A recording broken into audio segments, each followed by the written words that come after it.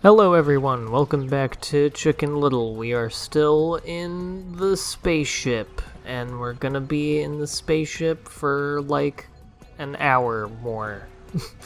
um, yeah, I do think I in principle have nothing, against having another Alien Walker level after Alien Abbey.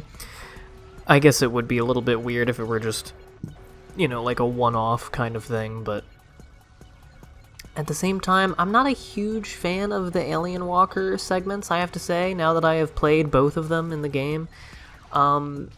Mostly just because they feel very slow. The Walker moves pretty slow, turning and doing stuff. It's a little bit cumbersome, and especially with picking stuff up, and it's hard to tell sometimes where the thing you're holding is, and you can run into it and just fucking fuck it up. I don't know, it's just very easy to mess things up, and again, it takes a long time. It's just kind of tedious. It's not really my favorite kind of level in this. I like the vehicle levels okay, and I like the level that we're about to do in a little bit, where it's still Chicken Little in the spaceship, but it's a more traditional. It's like the earlier Chicken Little spaceship level, where it's more platforming, and really, I mean, that really is I would think for most people, but for me definitely, is the main appeal of this game, or the main levels that appeal to me are the just normal platforming ones, where you play as Chicken Little and you fight, hurt the enemies, and you destroy the things, and you jump, you yump, and you do all the stuff like a video game. And all the other ones, I'm gonna call them like a slide level, because you have the run in the bucket and rolling levels. You have the fucking one at the beginning with the bucket, a lot of buckets, and then the fish one. Bzz.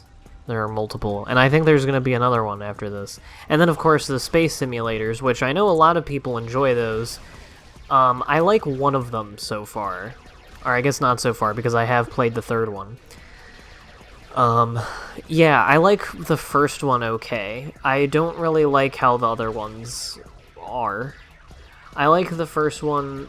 I prefer the perspective more, where it's the head-on perspective rather than the top-down one. I never really liked games or parts of games with that setup for gunship kind of stuff.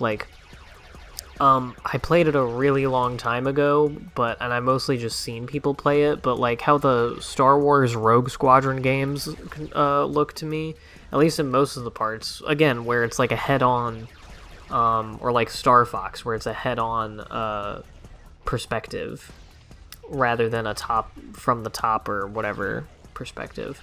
And the only one, because I only play games for babies, apparently, the only game I can think of that has a similar one with the top-down look to it is the Gunship Cavalry level from LEGO Star Wars, which I also don't like. So yeah, just not for me, in general. And then, like I said, the vehicle levels are fine. I mostly like the one where you're delivering all the bullshit as Abby and Runt. The one where you're chasing the alien light is fine, and then I have not played the final vehicle level, which is coming up later. I haven't recorded that one yet, so... And this is now a blind LP, although it's you don't, I guess, really get the effect of it, of the blind LP, because you're not hearing my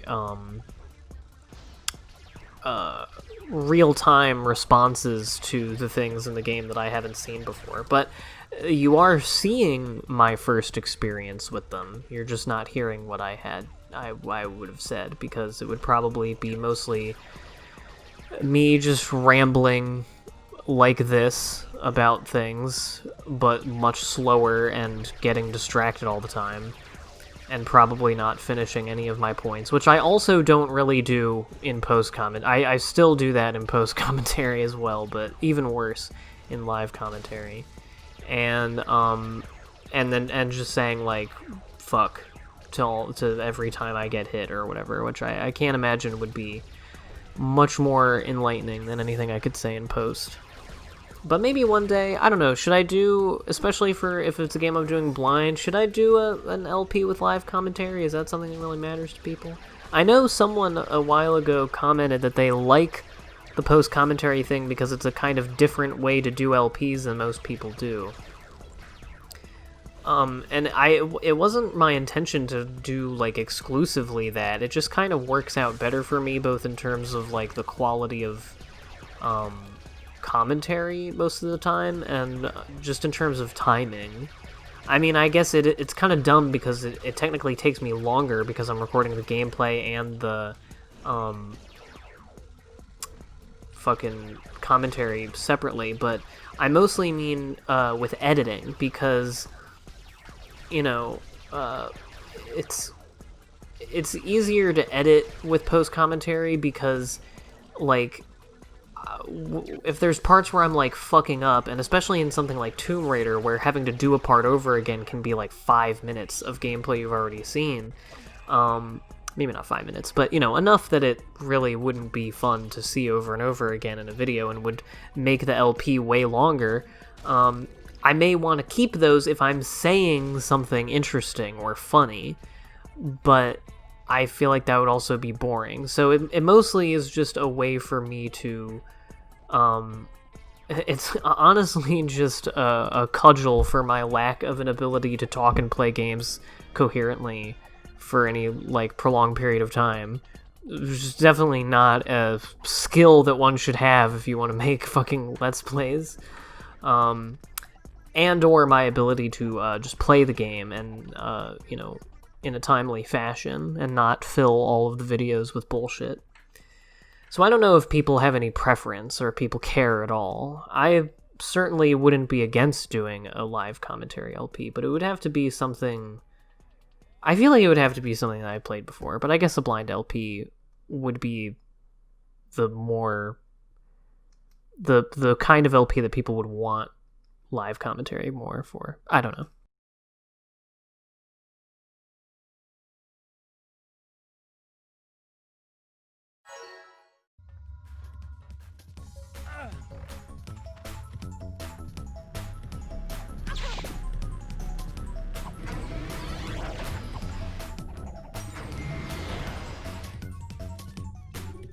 I was taking a big sip. Anyway, here is Gravity Grab. This is the epic Chicken Little spaceship level, and I like this level. It's kind of repetitive, like it, you know, and there's not much to it, but it's fun. I think it's an actually pretty good sort of amalgam of the things, at least the spaceship things that you've encountered so far, and it ends with a little, spoilers, funky low-gravity section, which this level kind of threw me off when I was playing it, because it tells you at the beginning as your goal that you have to get coins in the anti-gravity room. And that's not until the very end. You have to do, like, a whole bunch of bullshit before you get there. So I was, like, waiting around for an anti-gravity room and coins or whatever, and then I just kind of forgot that was even a thing until the very end. And there's also no trading cards for the majority of the level. They're all in the room at the end, so, which is cool because it's easy to get them, but the whole time I was, like, and you might even see me, you know, looking around or whatever, which I do anyway, but I was really trying to, like, keep my eyes peeled because I was like, why am I not seeing any fucking trading cards? I want my goddamn baseball cards. I keep calling them trading cards and not baseball cards, but I mean, isn't that a thing? Isn't that what they are? I mean, I know that baseball cards aren't really for trading, because you don't, I mean, I don't think you can, like, play with them. I don't know. It never looks like Chicken Little should be able to go through those little doors. Chicken Little's jump in this game is so, like, piddly and pathetic and tiny. Like, he gets no air at all, even on a double jump. And the double jump honestly does jack shit, and he never looks like he's going to make any jump to me. Because he's just a little tiny baby. Yeah, this is my cool strat for this part. Just hold a charged hit for a while and wait for the guys to come out before they can get their little zappy going. Because if they get the zappy going and you're doing the thing, doing the wind-up, then they'll usually hit you, or at least in my experience, because they, yeah, I did not know that this button was going to be on a timer and I would have to hit 2 of them. I just thought that, you know, there's a couple of buttons and you can just hit them at your leisure. Wow, it's like a Zelda game. Yeah, I wanted to be in like a sweet spot because you really don't have much time to move and reposition. And yeah, the best part, of course, is just in the middle, the simplest fucking way possible. And I missed all the bullshit that's down there, but it's just acorns, so it's not a huge deal. But I'm sure that pissed me off at the time. But yeah, it can be hard to tell in these levels, in these sections, whether or not you're on those little ghostly platforms. I also forgot to mention in the barn level, which was that part 6 or 7? I don't know if that was the last one or the one before it, but whatever. I think it might have been 6. But yeah, these ghostly platforms have very indiscriminate edges, and the camera can be weird. But I forgot to mention something that I was thinking about when I was playing that barn level outside of the corn maze, where the music of that level lines up with his feet perfectly when he's running. So you can go back and look at that and giggle. Also, I forgot to say that the guy who voices Turkey Lurkey in this game sounds like someone doing a bad Bill Clinton impression. In the movie, it's Don Hall. Or not Don Hall, Don Knotts. R.I.P., I think. I'm pretty sure he's dead. Or no, it's not Don Hall. Wait, who am I thinking of? Is it Don Knotts?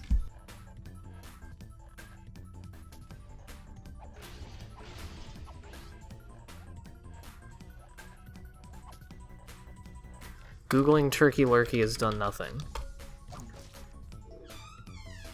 Here we go. Yes, Don Knotts. Alright, there you go. And I think he's dead. I didn't check. I already closed Google. I'm not going to look again. Probably. He was pretty old. So, yeah, spaceship. I'm trying to think if there's any other dumb bullshit that I wanted to say in previous videos that I forgot about. I don't think so. This is not an example of that, but if you want some cool insider information about a video that I put on my main channel, in my review of Borat 2, you may notice that I take a long pause around saying the word lampoon at one point, and that is because that I was noticing in my script that I had accidentally written harpoon, and I was gonna stifle my laughter because this is fucking stupid. Sometimes I make some dumb mistakes in my scripts, and I risk saying the wrong thing. That's oftentimes what's happening when you hear me stammering. Or it's that, or just my mouth falling off. Yeah, that was weird. Also, this area reminds me of Battle for Bikini Bottom. This little room here. This looks like something that could be in Battle for Bikini Bottom. That's dog shit. Like, come on. In my book, in a platformer, any platform that you cannot grab onto the edge of, if that move like doesn't exist in the game, then fuck off. Like, that should just be basic cable at this point. You know? that's my cool take about it. So for this video, I was hoping to compile some good UFO stories to talk about, but in doing so, I kind of got disillusioned and only really focused on a couple.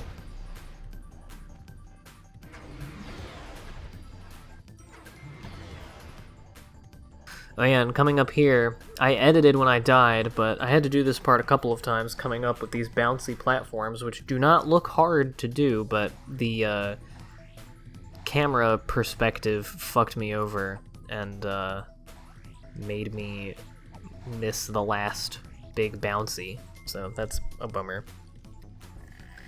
But anyway, the first thing that you come across when you really look at any sort of UFO video stuff is, like now, is the Air Force videos that were recently authenticated by the Air Force as being real videos, which I don't really think was in doubt. Or maybe it was, I don't know. But they've been floating around for a little while. And, yeah, the only one that I rewatched was the one where they see, like, a fast-moving, which I had never noticed what they're actually supposed to be looking at. Like, I had seen that footage before, but I didn't really know what I was looking at, because it's like a radar thing. But it's just a really fast-moving white dot over, I think, some water. And, I don't know, that's the only one that has gotten... anything else is kind of, like, patently, I don't know, I think most popular UFO stories can be sort of dismissed or explained away, or at least it seems that way. And I'm more, instead of getting into specific UFO stories, I ended up just kind of looking into and thinking about just the phenomena of, like, alien abduction stories and UFO sightings in general. And, like, was curious how a lot of alien abduction claims in the 20th century describe the classic, like, gray Roswell aliens, and, you know, gets you thinking about how it might just be the cultural idea of that alien manifested in whatever their, like, paranoid consciousness is producing. A lot of the, like, popular evidence for high-profile UFO cases are kind of suspect, but it does beg the question of, you know, there are so many, and they seem to have similar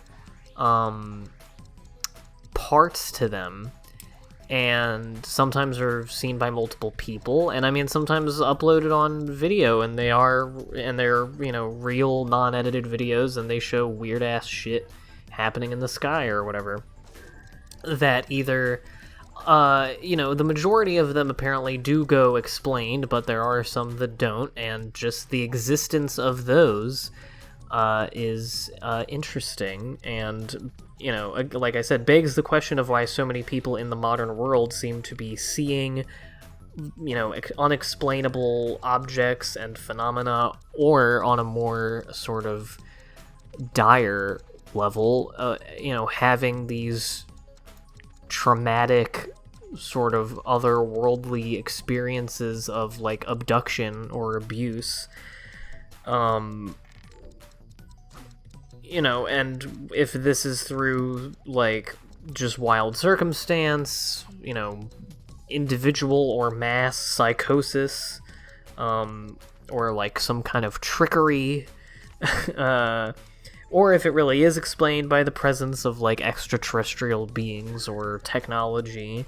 And if the latter is true, I think it could really only be real if it's just that if the reality is that our understanding of alien life is just completely wrong, as far as, you know, how they are or aren't tethered to the rules of the natural world as we see them. You know, when you, like, take into account the technology that's often described that they would have these weird, unexplainable craft that people see, and their ability to just not be identified or really seen, or whatever. I mean, barring a vast government conspiracy, which I kind of don't think is happening, I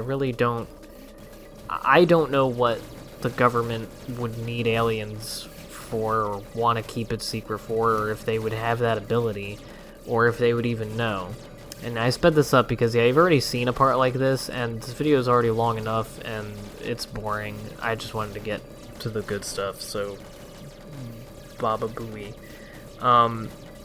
But I don't know, I think it's just as, if not more likely, that all of this stuff is mostly either, like, media concoction and just, like, personal or mass paranoia, mostly with regard to abductees. Some people who, you know, may have had experiences that they attributed to alien abduction are people who have, in the several, you know, documented and admitted instances of this happening, you know, various parts of the US government experimenting on people without their knowledge, especially when it comes to the stuff like the, stuff they were doing in the 50s where that Milton Friedman ended up being inspired by for his economic policies, where he applied what they did to the human brain to, you know, a whole country's economy, where they use sensory deprivation and shock therapy to basically, like, wipe the brain clean and then try to, like, impose ideology on it, which, you know, doesn't work, and even when it is successful, at least in their eyes, it ends up just obliterating the brain, or in Friedman's case, ends up crippling the economy as far as, like, people's quality of life and such. So yeah, like a covert government thing, encounter with that, or just like a physical or meteorological anomaly, something like that. I mean, I'm letting the Dana Scully skeptic inside of me get the best of me, even though I do believe, I've said before that I believe that the existence of aliens is more probable than not. But I don't know that they are on Earth. And I don't think that it would be insignificant to discover that all of these types of experiences people are having are some combination of, like, mass paranoia and hysteria, and, like, shared paranoia and hysteria, and, like, covert government things and anomalies that may be, you know, contributed to by, like, human impact on the environment. I think all of those would be pretty big revelations. Not that their revelation would do anything, just that, you know, it would, they would all make sense, and they would all be clarifying for a lot of things, I guess. So yeah, you know, I wanted to have, like, cool UFO stories, but I don't know. It was a lot easier to get, like, into them and spooked by them when I was younger. Also, I have to mention, this is completely unrelated to this, but the jump noise in this anti-gravity, but really should just be called low-gravity room, I believe is the same sound effect of when you try to pick up health when your health is full in Toontown.